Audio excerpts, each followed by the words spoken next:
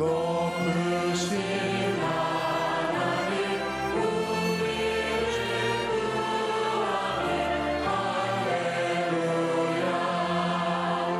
괴람이 심하고 환란이 극하나 피난처 되시는 주가 우리 4절 높으신 하나님 높으신 하나님 우리를 구하네 할렐루야. 괴람이 심하고 환란이 극하나 피난처 되시는 주 하나님 왕이신 하나님 왕이신 하나님 높임을 받으소서. 찬양하리라 영원히 높임을 받으신 그 이름 찬양하리라.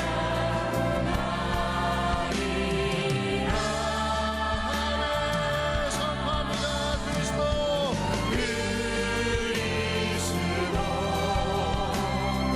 진리로 다스리네 기뻐하라 온 땅이여 찬양하라 거룩하신 그 이름 높이리라.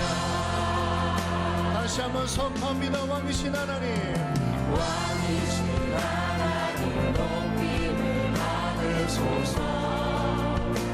찬양하리라 영원히 높임을 받으신 그 이름 찬양하리라.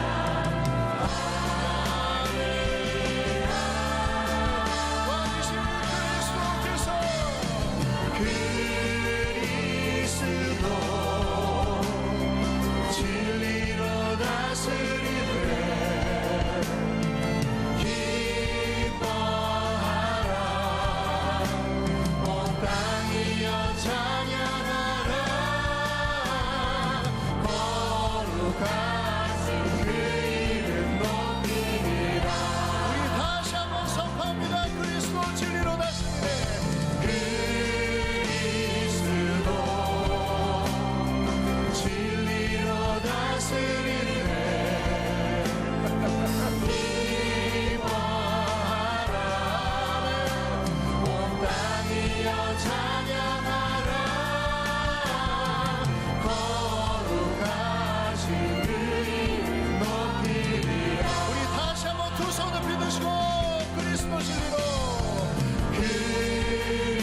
그리스도 진리로 다스리네 기뻐하라 온 땅이여 찬양하라 거룩하신 그 이름 높이리라. 다시 한번 거룩하신 그 이름 높이리라. 거룩하신 그 이름 높이리라. 다같이 이곳에 오셔서 이곳에 오셔서 이곳에 앉으소서. 이곳에서 드리는 예배를 받으소서.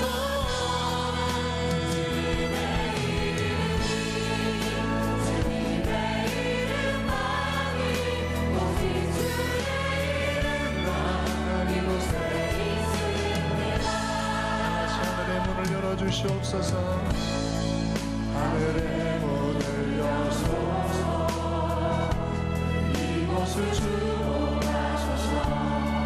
주를 향한 노래가 오직 주의하는 주여 하늘을 열어주시옵소서. 주님 이곳에 임재하여 주시옵소서. 할렐루야.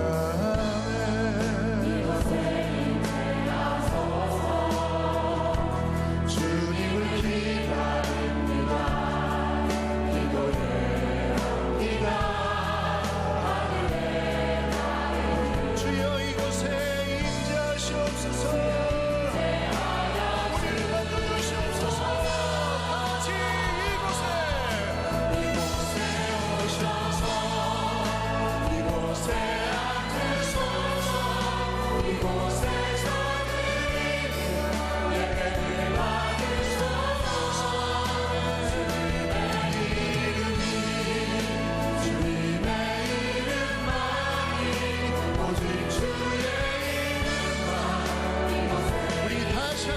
이곳에 오셔서 이곳에 오셔서 이곳에 앉으소서 이곳에서 드리는 예배를 받으소서 주님의 이름만이 오직 주의 이름만 우리 다시 한번 오직 주님의 이름이 주님의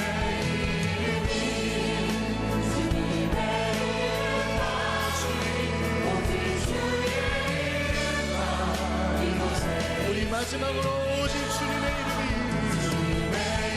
이름이 주님의 이름만이 오직 주의 이름만 이곳에 있으니까 할렐루야. 내 하나님께 영광의 박수 올려드리겠습니다. 네. 다 함께 사도신경으로 신앙 고백하겠습니다. 전능하사 천지를 만드신 하나님 아버지를 내가 믿사오며 그 외아들 우리 주 예수 그리스도를 믿사오니 이는 성령으로 잉태하사 동정녀 마리아에게 나시고 본디오 빌라도에게 고난을 받으사 십자가에 못 박혀 죽으시고 장사한 지 사흘 만에 죽은 자 가운데서 다시 살아나시며 하늘에 오르사 전능하신 하나님 우편에 앉아 계시다가 저리로서 산자와 죽은 자를 심판하러 오시리라. 성령을 믿사오며 거룩한 공회와 성도가 서로 교통하는 것과 죄를 사하여 주시는 것과 몸이 다시 사는 것과 영원히 사는 것을 믿사옵나이다. 아멘. 오늘 우리에게 주시는 하나님의 말씀은 시편 19편 1절부터 6절까지 말씀입니다. 구약성경 814면에 있습니다. 제가 봉독하겠습니다. 하늘이 하나님의 영광을 선포하고 궁창이 그의 손으로 하신 일을 나타내는도다. 날은 날에게 말하고 밤은 밤에게 지식을 전하니 언어도 없고 말씀도 없으며 들리는 소리도 없으나 그의 소리가 온 땅에 통하고 그의 말씀이 세상 끝까지 이르도다. 하나님이 해를 위하여 하늘에 장막을 베푸셨도다. 해는 그의 신방에서 나오는 신랑과 같고 그의 길을 달리기 기뻐하는 장사 같아서 하늘 이 끝에서 나와서 하늘 저 끝까지 운행하며 그의 열기에서 피할 자가 없도다. 아멘.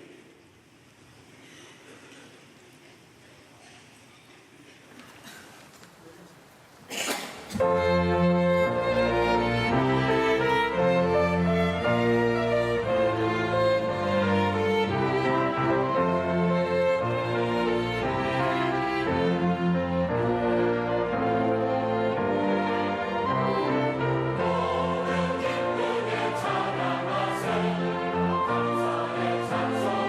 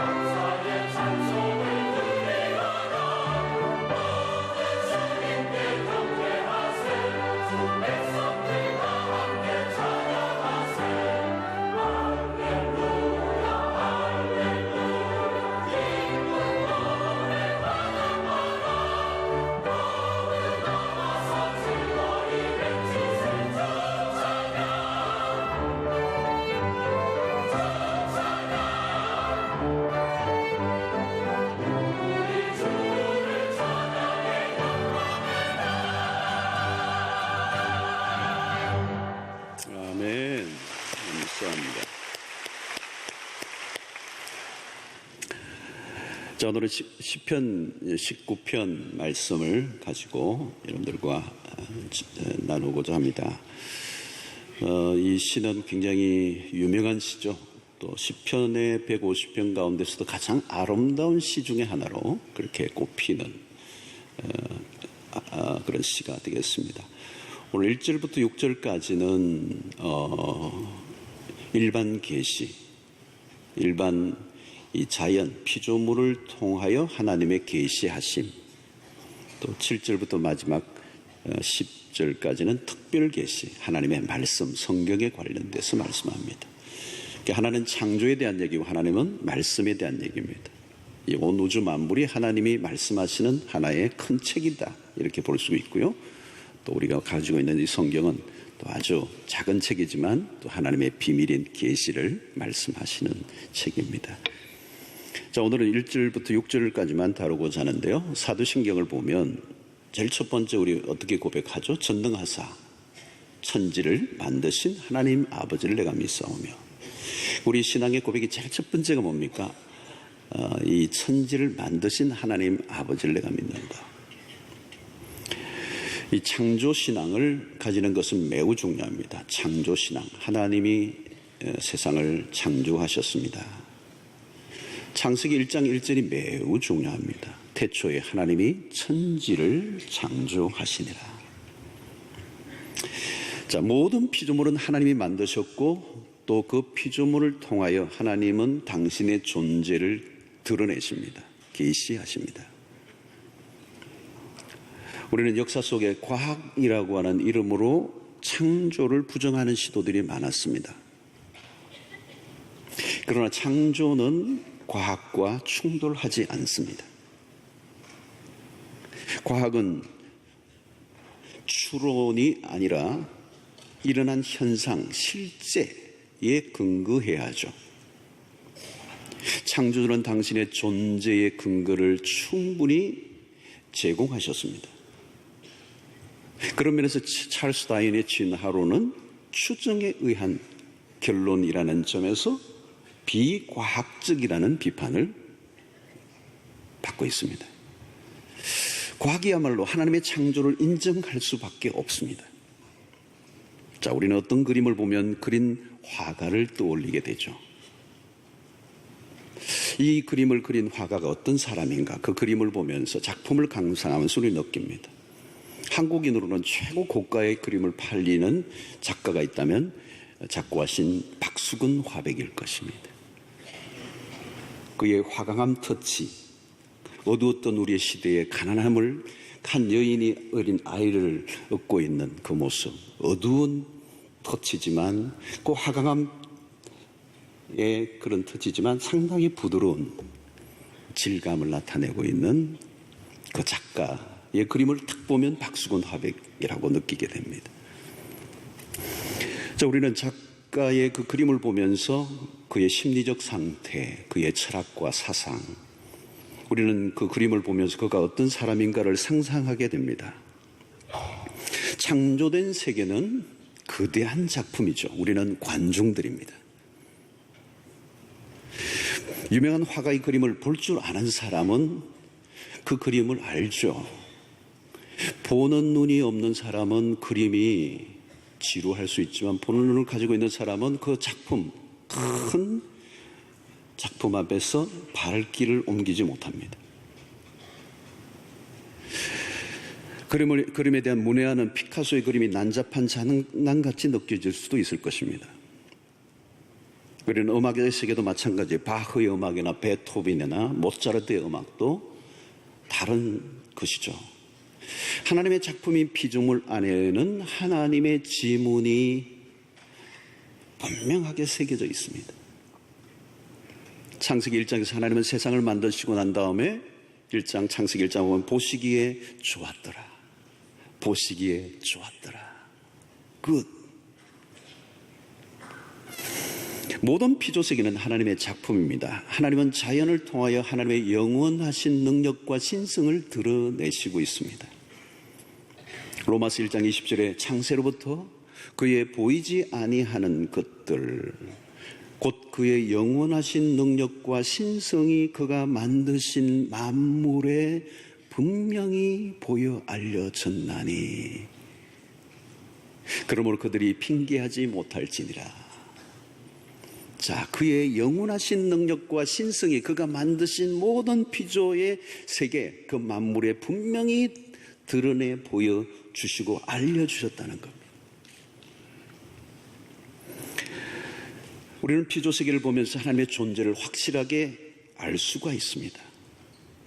요한계시록 4장 11절에 보면 우리 주 하나님이여 영광과 존귀와 권능을 받으시는 것이 합당하오니 주께서 만물을 지으신지라. 만물이 주의 뜻대로 있었고 또 지으심을 받았나이다 하더라. 자, 오늘 본문은 대단히 아름다운 시죠. 아름다운 시로 끝나지 않습니다. 여기는 놀라운 메시지들이 들어있습니다. 하늘이 하나님을 찬송하고 공창이 하나님의 손으로 하신 일을 나타내십니다. 날은 날에게 말하고 밤은 밤에게 말한다.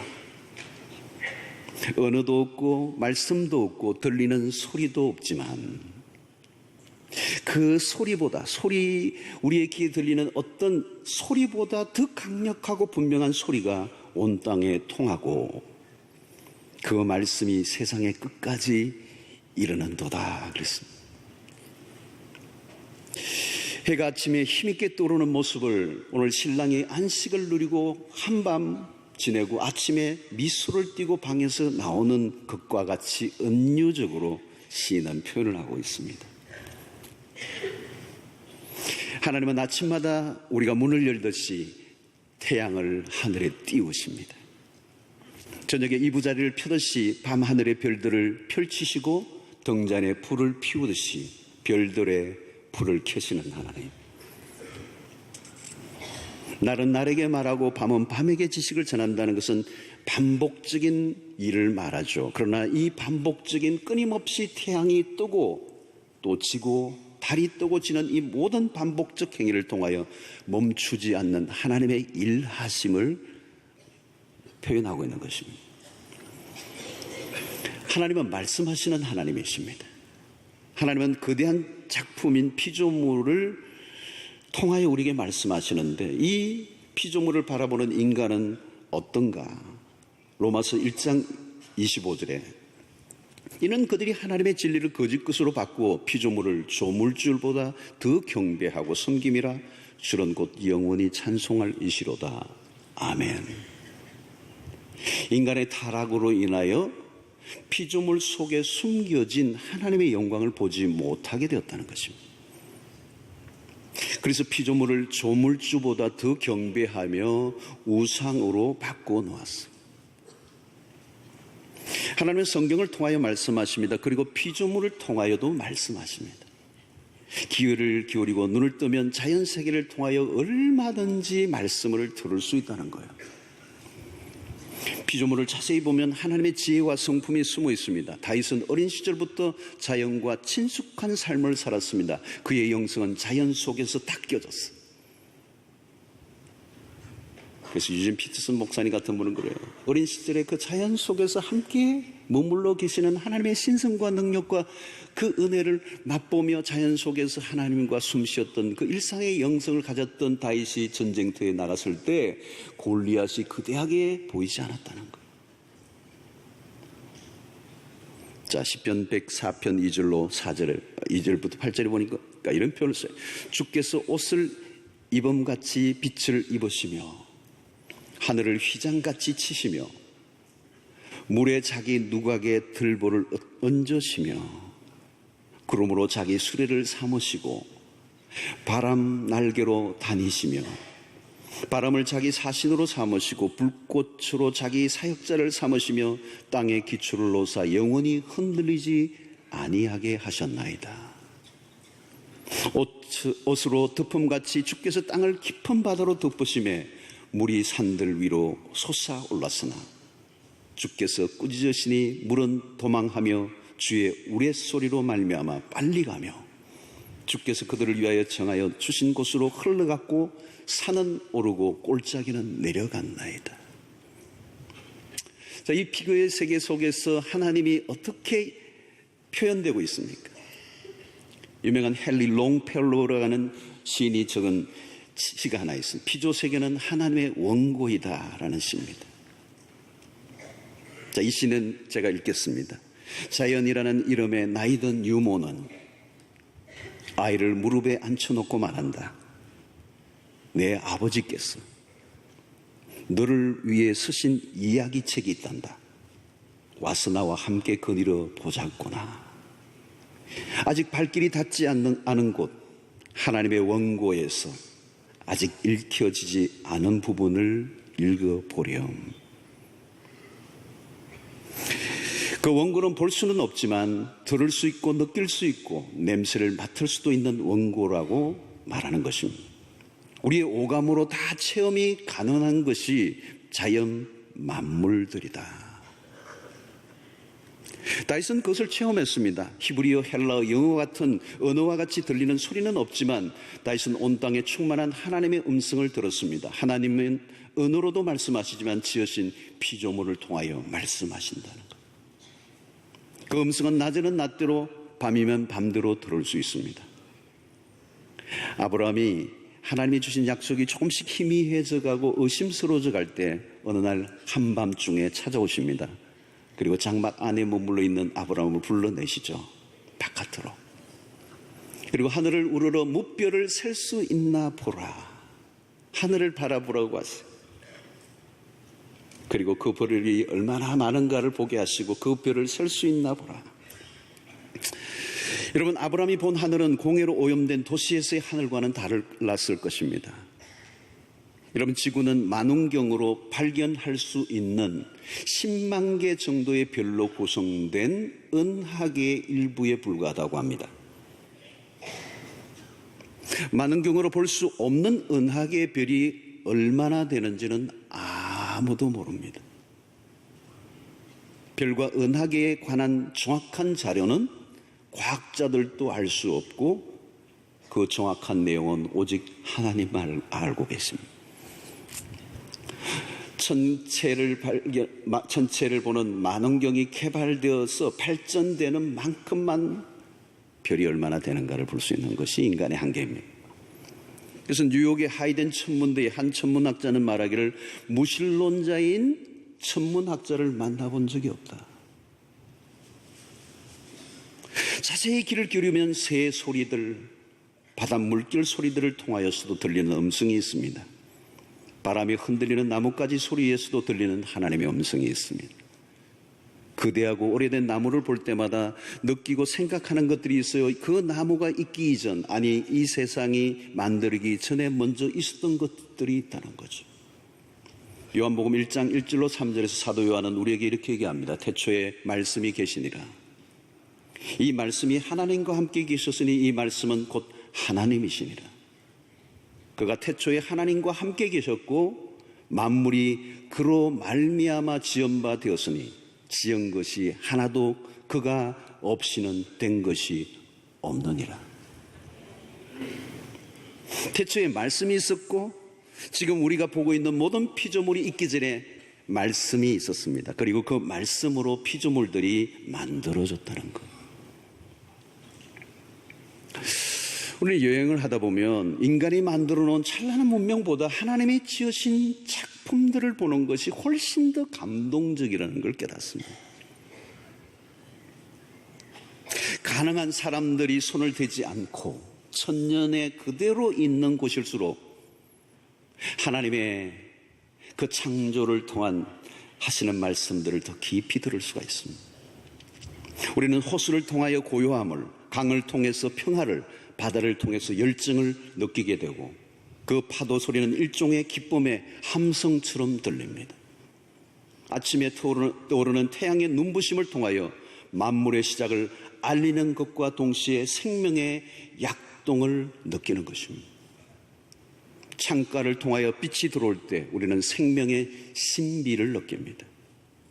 시편 65편 8절에 땅끝에 사는 자가 주의 징조를 두려워하나이다. 주께서 아침 되는 것과 저녁 되는 것을 즐거워하게 하시며. 밤에 반짝이는 별들이나 떠있는 달의 은은함을 통해서도 많은 메시지들이 있습니다. 과일들을 보면서도 종종 묵상에 잠길 때가 있습니다. 아니, 이렇게 아름다운 과일이 있다. 전에도 한번 말씀을 드린 적이 있는데, 어느 날 귤을 반을 탁 잘라서 접시에 우리 자매가 갖고 왔는데, 마침 그 위에 빛에 의해서 아주 절묘한 그 나누어진 그 입자들과 그 반짝임과 그 윤기와 그 컬러와 그 향과, 늘 먹었던 귤인데 그날은 너무도 아름다웠어요. 다이아몬드처럼 빛이 먹을 수가 없었어. 먹긴 했습니다만.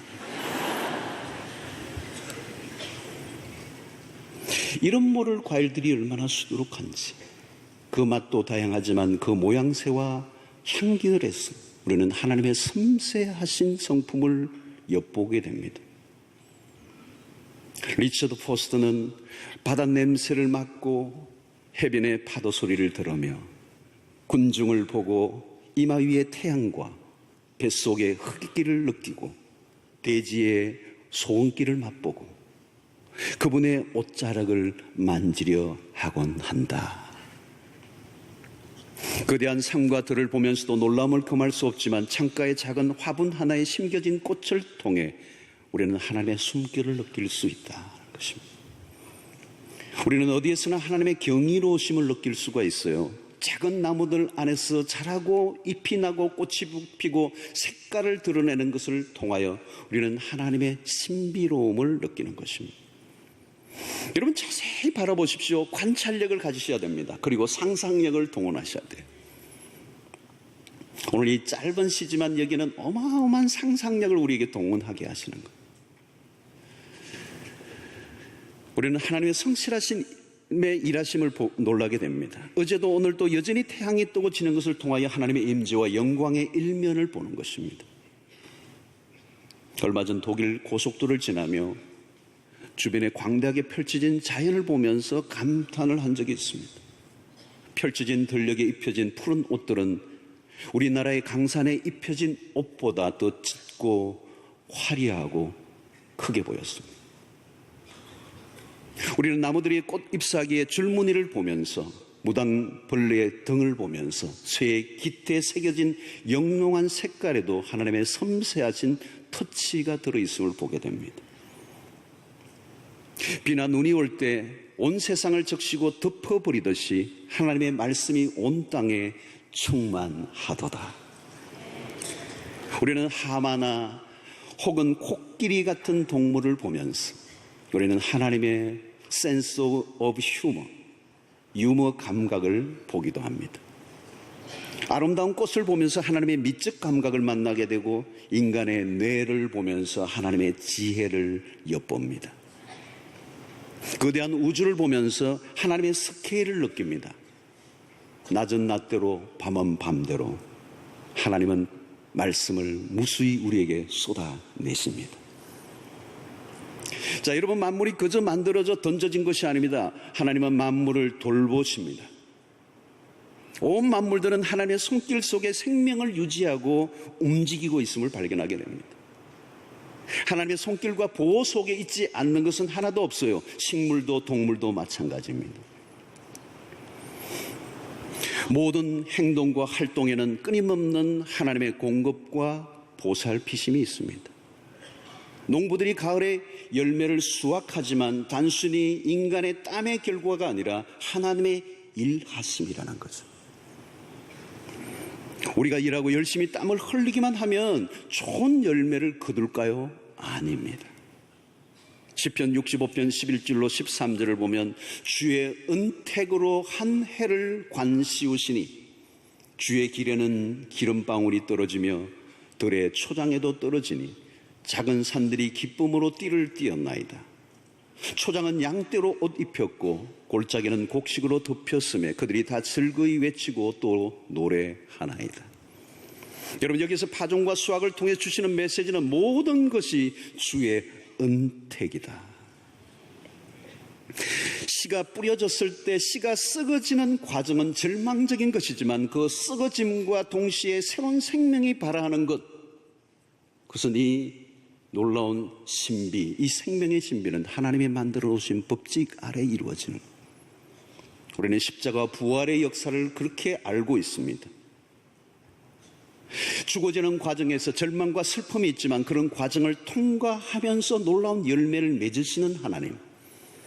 십자가 부활에서도 우리가 보았던 것처럼 이 모든 피조의 세계 속에서도 씨가 썩어지면서 새로운 생명으로 발화하는 이 기묘하고 놀라운 일들을 하나님이 행하신다. 여러분 자세히 보십시오. 하나님의 생명들은 계속 피어나고 자라며 노래하고 있습니다. 우리는 과일들을 먹을 때 죽음과 생명의 법칙을 느끼고 생명을 돌보시는 하나님께 감사를 드리는 거죠. 시편 65편 9절로 10절에 보니까 땅을 돌보사 문을 대어 심히 윤택하게 하시며 하나님의 강에 물이 가득하게 하시고 이같이 땅을 예비하신 후에 그들에게 곡식을 주시나이다. 주께서 밭고랑에 물을 넉넉히 대사 그 이랑을 평평하게 하시며 또 담비로 부드럽게 하시고 그 싹에 복을 주시나이다. 여러분, 피조물들이 그저 존재하는 것이 아니라 하나님의 보살핌과 공급 속에 존재하고 있다는 것. 밭고랑에 불을 대시고 그 밭을 부드럽게 하시는 그 모든 것. 그래서 우리는 종교개혁자 존 칼빈은 우리는 비가 온다는 얘기를 펴지만 칼빈은 그런 표현을 써요. 비를 하나님이 내리신다. 여러분, 오늘 우리의 영혼에 생기가 되는 경험을 할 수 있어요. 오늘 모든 환경, 우리의 피조물을 통하여서. 그래서 주님은 공중에 나는 새를 보라, 들의 백합화를 보라.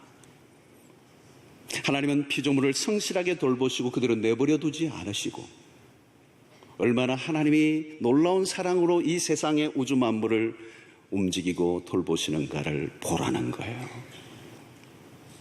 가끔 우리는 하나님께 섭섭함을 토로할 때가 있습니다. 하나님, 왜 내 삶이 이렇게 힘듭니까? 왜 하나님 어디 계십니까? 왜 내 기도를 듣지 않았습니까? Where are you? 당신 어디 계세요? 그때 우리 주님은 공중에 나는 새를 봐라, 들의 백합화를 봐라. 여러분, 우리가 작은 꽃 하나를 보면서도 하나님의 손길을 느낄 수 있다면 우리의 생각은 달라질 수가 있습니다. 들의 백합화나 공중에 나는 새를 보라고 하신 주님의 의도를 간파해야 합니다. 들의 백합화를 돌보시고 공중에 나는 새를 먹이시는 하나님, 그분이 누구신가? 여러분, 사물을 바라볼 때 상상력이 커져가야 돼요. 왜 그렇게 공중에 나는 새를 보고 들의 백합화를 보라고 말씀하시느냐는 거죠. 오늘 있다가 내일 아궁에 던져지는 그 들풀도 내가 입히고 다 먹인다. 공중에 나는 새도 내가 먹이고 입힌다. 그렇다면 너는 어떻게 하겠느냐? 저 새들도 저 들풀도 귀중하게 내가 돌본다면 너는, 하물며 너는 나에게 특별한 존재야.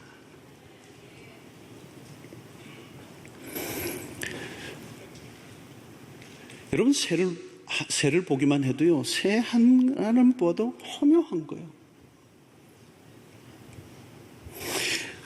제가 새에 관련된 책들이 몇 권 있는데 읽어보면 감탄을 해요. 하나님, 새 참 여러 종류를 볼 것을 하나만 봐도 연구만 해도 그게 너무 그 호주에 가면 이렇게 뿌리가 긴 그 새도 있어요. 그 쓸데없이 긴 게 아니에요. 꼭 그게 어디 쑥 집어넣어가지고 먹도록 만드셨어요. 그 환경에 딱 맞게 먹고 살도록 그 새를 만드는 거죠. 그냥 부리가 그냥 있는 게 아니에요. 그냥 그 생김새를 그냥 멋으로 만든 게 아니라 먹고 살도록. 여러분, 이 우주 만물에 얼마나 많은 새가 있습니까? 그래서 우리가 온갖 잡새라고 그러잖아요. 근데 이 새들이 하나만 연구를 해도요, 그 새 한 마리 한 마리에 가지고 있는 어마어마한 감각들, 철새들은요, 아무리 먼 거리도 정확한 GPS 없이 그 습지를 찾아내어서 가는 거거든. 누가 새물이라고 함부로 얘기해요? 머리 나쁜 애를 새머리 그러는데 새를 모독하시는 거예요.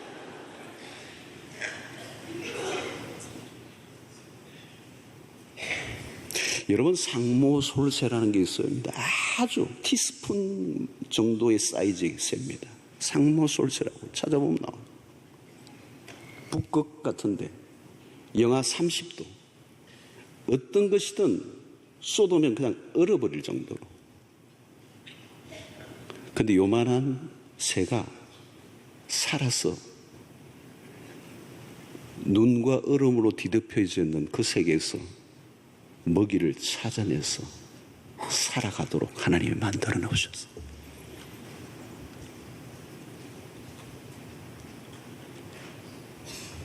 이 세상에 만들어진 모든 생물은 하나님이 살도록 만들어 놓으셨어요. 먹고 살도록 만들어 놨어요. 그 안에 기가 막힌 무엇을 주어놨어요. 살아내도록. 식물을 얘기해 볼까요, 여러분? 사막에 가면 시띠나무가 있습니다. 사람이 잠시도 서 있기 힘든 사막, 물도 없는 그곳에서도 잎사귀를 내면서 그늘을 만들어낸 시띠나무. 그 시띠나무는요, 뿌리가 깊이, 물이 있는 곳까지 뿌리가 내려가요. 얼마나 깊이 내려가 있는지 알 길이 없어. 살아내요. 아니, 하나님이 살게 만드셨어요. 요즘 우리 아이들을 잘 안 낳는데 낳으면 복잡하니까 그런데 살게 하십니다. 제가 오늘 칼럼도 썼어요. 제일 앞에. 아이들을 보면 경이로워요. 하나님이 인간에게 만들어 놓은 것은요, 새, 식물 비교가 안 돼요. 어마어마한 포텐셜, 어마어마한 가능성이 한 아이 앞에 있어요.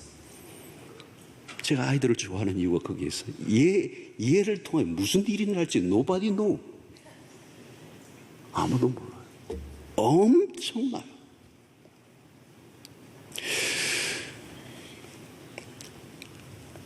한 종류의 새만 관찰을 해도 경이로움에 빠져 공중에 나는 새를 봐라 라고 하는 주님의 말씀 앞에 소름이 돋을 정도로 하나님이 그냥 만드시지 않았어요. 기가 막히게 디자인하셨어요. 기가 막히게 기획하셨어요. 기가 막힌 포텐셜을 만들어 놓으셨어요. 그러니까 우리 예수님이 설교를 쉽게 하셨는데 알아듣는 사람이 잘 알아듣.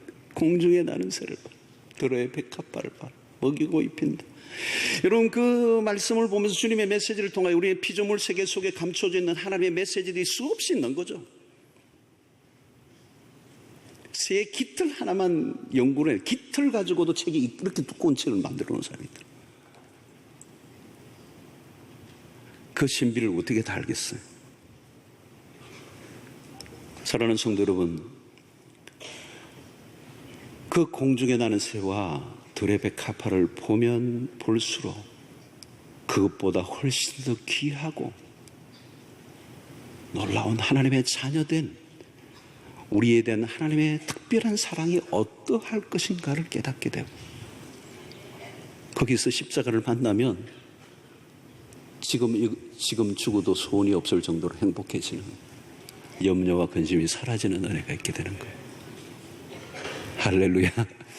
여러분, 모든 피조물들이 하나님을 찬양합니다. 하늘이 하나님의 영광을 선포하고 모든 만물은 한 가지 목적에 초점을 맞춥니다. 그것은 글로리아, 하나님께 영광. 자, 자연이라는 단어는 썩 좋은 단어는 아니에요. 왜? 그 자연이라는 이 단어는 스스로 만들어진 것 같이 여겨지는 의미를 전달해 주는 것 같기 때문에. 그러나 여러분, 자연은 스스로 존재하는 게 아니에요. 하나님의 목적에 의해 만들어졌습니다. 그래서 시편 마지막 구절은 의미 있습니다. 시편 마지막 150편 6절, 시편의 대장정을 끝낸 마지막 구절이 뭐예요? 호흡이 있는 자마다 여호와를 찬양할지어다. 시편의 마지막은 찬양이에요. 하나님의 영광을 목격한 사람들이 해야 할 일은 찬양입니다. 찬양은 강요로 되는 게 아니에요. 찬양은 터져 나오는 것이죠. 내가 임의로 막을 수가 없어. 모든 만물이 하나님을 향해 소리를 지르며 찬양하듯이 우리 역시 찬양하는 것이 마땅하도다. 온 세계 우주 만물의 소리를 내는 모든 것들은 거대한 관현악이에요. 파도 소리, 새 소리, 바람 소리, 꽃잎이 흔들리는 소리.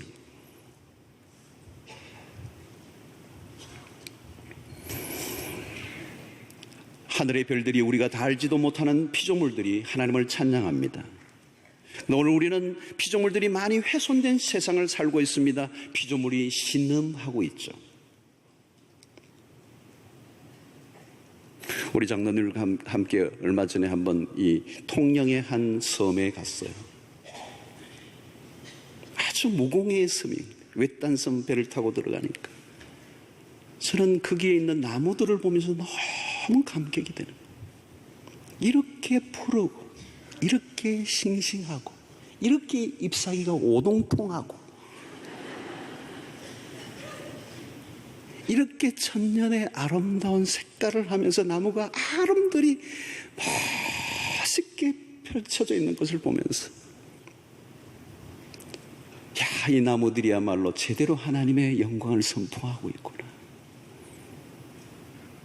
그러면서 도시의 먼지의 공해에 찌들려 콘크리트 바닥에서 겨우 스며 나온 가로수를 떠올렸어요. 여러분, 피조물이 신음하고 있죠. 로마서의 말씀처럼 피조물들이 신음하고 있는 것은 회복을 갈망하는 것. 오늘 하나님의 영광을 위한 회복에 대한 신음, 인간의 회복을 통하여 그 피조물이 회복될 날을 꿈꾸는 것입니다. 세상의 자연주의자는 오히려 하나님에 대한 반역을 합니다. 아름다운 곳에 사는 사람들이 오히려 더 타락하는 안타까움을 보이기도 합니다. 시드니, 밴쿠버, 암스테르담과 같은 도시가 동성애의 도시입니다. 죄로 인해 영혼이 더럽혀지면 하나님의 영광과 능력을 바라보지 못하게 되죠. 하나님이 아닌 하나님이 만드신 것에만 도취하고 탐닉합니다. 하나님을 경배하는 것이 아니라 하나님이 만드신 것을 우상화하려고 하는 것이죠. 피조물에 관심을 가지는 것은 좋은데 거기에 하나님이 빠지면, 하나님이 빠진 자연주의는, 하나님이 빠진 모든 피조물은 우상이 되고 마는 것이죠. 여러분, 아름다운 것을 아름답게 볼 수 있는 눈이 있어야 합니다. 아름다움 속에 있는 하나님의 손길을 볼 수 있는 민감성이 일어나야 합니다. 그것이 바로 일상의 삶 속에서 경험하는 영성이라고 얘기할 수 있는 거죠. 우리의 눈이 열리면 온 세상이 하나님의 영광으로 가득 차 있음을 알게 됩니다. 성전 안에서만 하나님의 영광이 존재하는 것이 아니라 온 땅과 하늘과 바다 속에서도 하나님의 영광으로 가득 차 있습니다. 예배가 어떤 특정한 공간에서만 경험할 수 있는 게 아니에요. 모든 곳에서 경험할 수 있어야 합니다.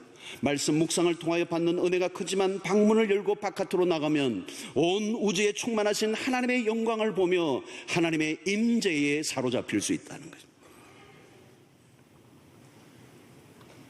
감추어진 것을 보려고 하면 믿음의 눈을 떠야 합니다. 영이 열려지면 우리를 둘러싼 피조물을 통해 하나님의 경이로우심을 맛볼 수 있습니다.